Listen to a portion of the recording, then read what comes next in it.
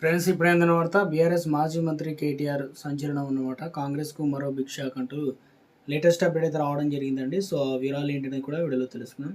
So వీడియోని చివరి చూడండి, అర్థమవుతుంది. మరోసారి ఛానల్ సార్ తప్పకుండా సబ్స్క్రైబ్ చేసుకోండి.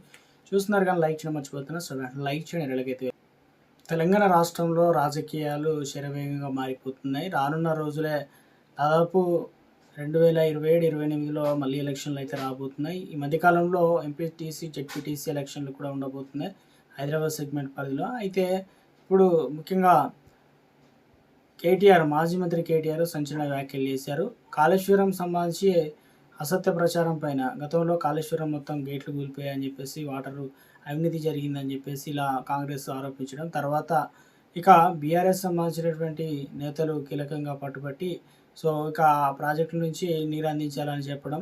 సో ఇప్పుడు ఈ కాళేశ్వరం ప్రాజెక్టు పైన కాంగ్రెస్ ప్రభుత్వం అసత్య ప్రచారం చేస్తుందని, ఎల్లంపల్లి మిడ్మానేరు వరకు నీరు ఎలా వస్తుందో ప్రజలకు చెప్పాలని కేటీఆర్ ప్రశ్నించారు. ఈ పంపులు ఆన్ చేయలేదని చెప్పారు కదా. సో ఇక ఇవి అక్కడ వరకు ముఖ్యంగా గాయత్రి మేడారం పంపింగ్ వ్యవస్థ కాళేశ్వరం ప్రాజెక్టులో భాగమని గుర్తు చేశారు.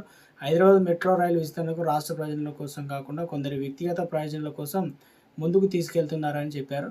సో గత ప్రభుత్వం అయితే ఓటమికి ప్రధాన కారణం కూడా కాళేశ్వరం ప్రాజెక్టు కూలడం, తర్వాత ఇతరత్ర కారణాలు కూడా దానికి తోడ్పాటుగా ఉన్నాయని చెప్పేసి ఇప్పుడు ప్రజల్లో తేటతెల్లం చేసే విధంగా ఇక వాటర్ అనేది రావడం, దాంతోపాటు ఇది ఏ మేరకు బీఆర్ఎస్ పార్టీకి కలిసి వస్తుంది, ఏ మేరకు కాంగ్రెస్ పార్టీకి డ్యామేజ్ అవుతుంది అనే విధంగా ఎవరికి వారైతే బేరేజ్ వేసుకుంటున్నారు. కాంగ్రెస్ నేతలు మాత్రం ఇక కే అంటే సీఎం రేవంత్ రెడ్డి మాటలను వక్రీకరిస్తున్నారని చెప్పడం.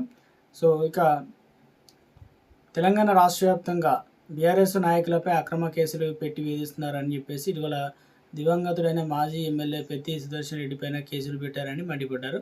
పౌర సరఫరాలో విద్యాశాఖ అవినీతి అంశాలను బయటపెట్టి ఈడీ సుప్రీంకోర్టు వరకు వెళ్ళి పోరాడినందుకు ఆయనను లక్ష్యంగా చేసుకున్నారని చెప్పడం అయితే జరిగిందనమాట. సో ఇక విమర్శించే ప్రయత్నం అయితే చేయడం అయితే జరిగిందండి. సో ఇందులో ప్రధానంగా చూసుకున్నట్లయితే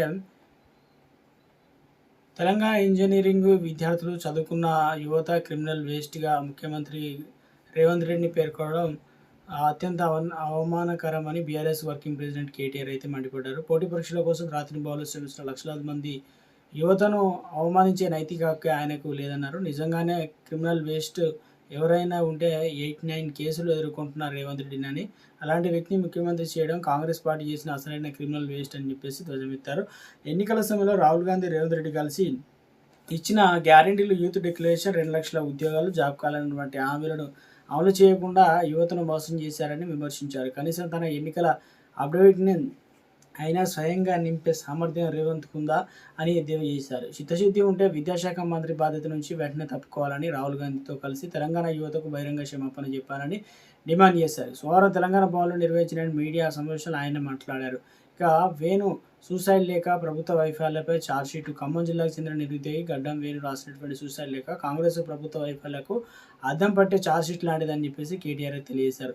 ఇక ఉద్యోగుల హామీ అమలు కాకపోవడం వల్ల తాను తీవ్ర నిరాశకు గురయ్యని చెప్పేసి వేణు తన లేఖలో చెప్పారని ప్రభుత్వం గమనించాలన్నారు. అయితే యువత ఎట్టి పరిస్థితుల్లో ఆత్మహత్య పాల్పడవద్దని చెప్పేసి కేటీఆర్ విజ్ఞప్తి చేశారు. అసెంబ్లీ కనీసం సమావేశాల్లో 15 రోజుల పాటు నిర్వహించి యువతకు ఇచ్చిన హామీలను, ప్రభుత్వ ఉద్యోగాల భర్తీ, నిరుద్యోగుల సమస్యలపై ప్రత్యేకంగా చర్చించాలని డిమాండ్ చేశారు. లేకుంటే యువతకు జరిగిన ద్రోహంపై అసెంబ్లీలో బీఆర్ఎస్ తరఫున గట్టిగా ప్రశ్నిస్తామని, వారికి న్యాయం జరిగేల వరకు కూడా పోరాటం కొనసాగిస్తామైతే అన్నారన్నమాట.